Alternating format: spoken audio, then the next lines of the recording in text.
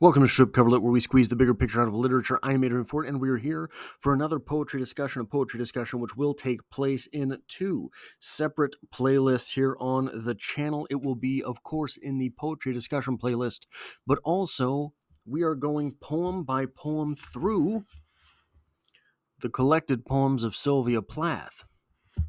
So, I have limited experience with Sylvia Plath prior to this series, and Prospect being the 8th poem in, probably.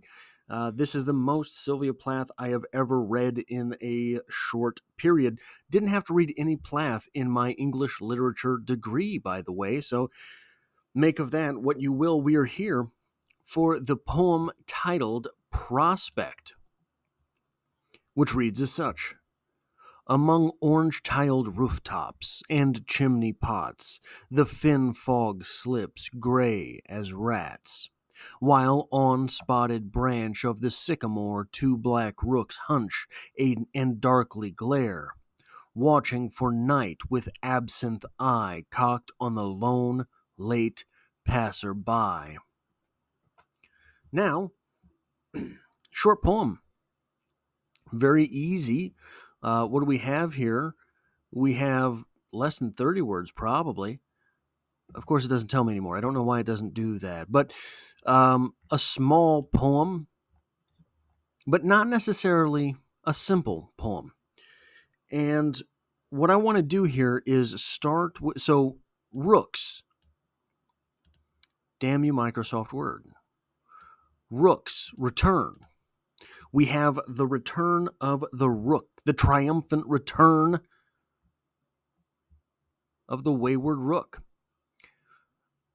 So what are we doing here? We have the rooks. We've come to understand what the rooks are. We've come to have a little bit of appreciation for when they appear. But what are they doing here? I think it is important to start this poem by asking about point of view. Are we third person? Are we first person? Are we second person? It's kind of hard to tell. We're very distant here, but let's read it one more time and see if we can pick up on anything. Among orange tile rooftops and chimney pots, the thin fog slips gray as rats, while on spotted branch of the sycamore, 2 black rooks hunch and darkly glare, watching for night with absinthe eye cocked on the lone, late passer-by. So we start here, and everything is in the sky. Everything is upward. We get here, and everything is still upward, but darkly glare is arguably where this starts to turn, because the darkly glare is aimed looking for night, but with absinthe eye cocked on lone, late passer-by. Well, the rooks are on a spotted branch. So the poem sort of slowly goes from this perspective to this perspective. Well, it's not really slowly, it sort of titters, right?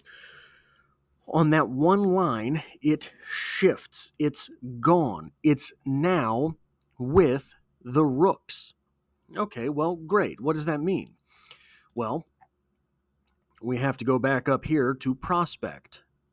What is prospect? We can start the poem by assuming that it is our lone, late passerby that is prospecting, because with this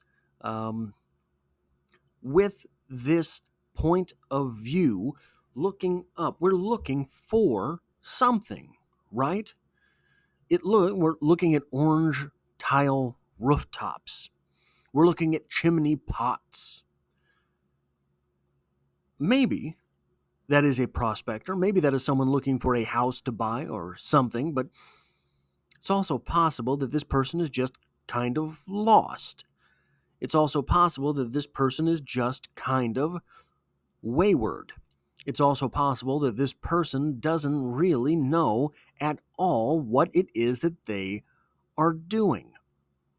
In fact, it does kind of seem that way when we get to the fin fog slips, gray as rats, because we understand there we're not looking at necessarily anything, we're simply looking. It is not until we get to the rooks in question that we have something to look at, something in particular to look at.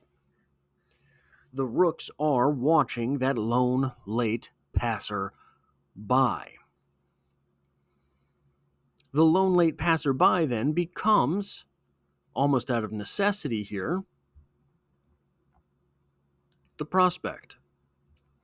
But the prospect for what? Well, what do we know about rooks?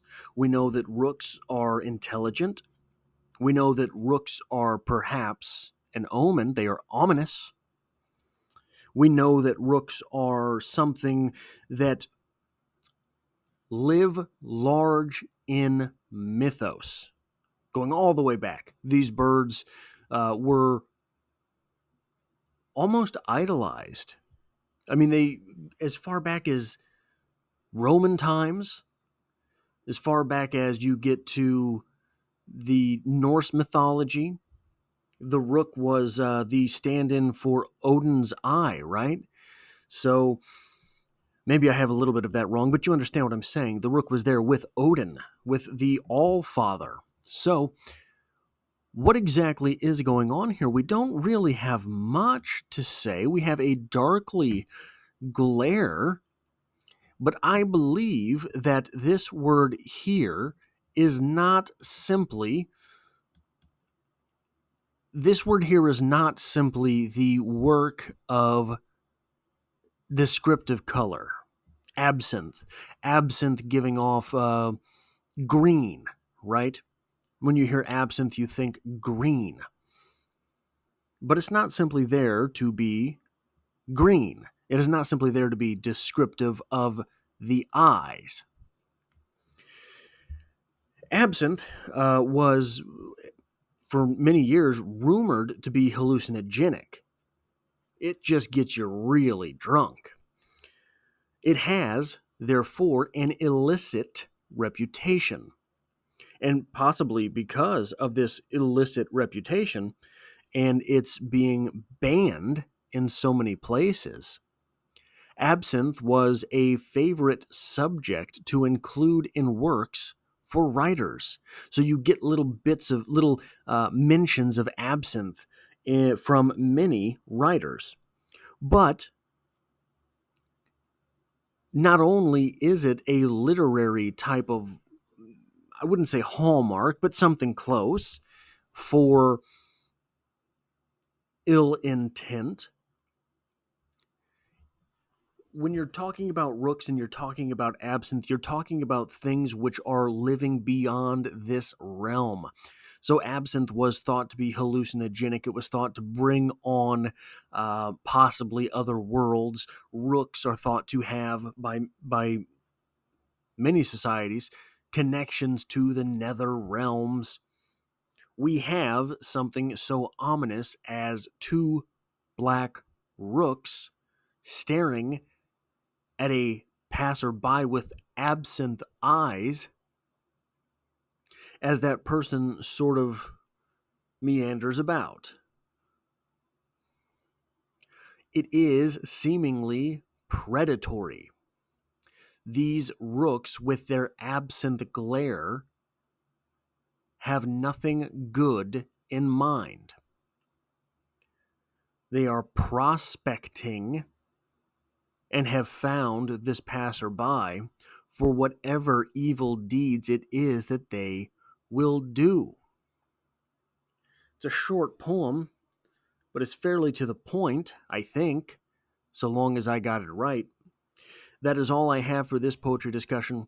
If you enjoy what I do here, hitting that like button really does help me out here on the channel because it tells YouTube to share this video with other literature lovers.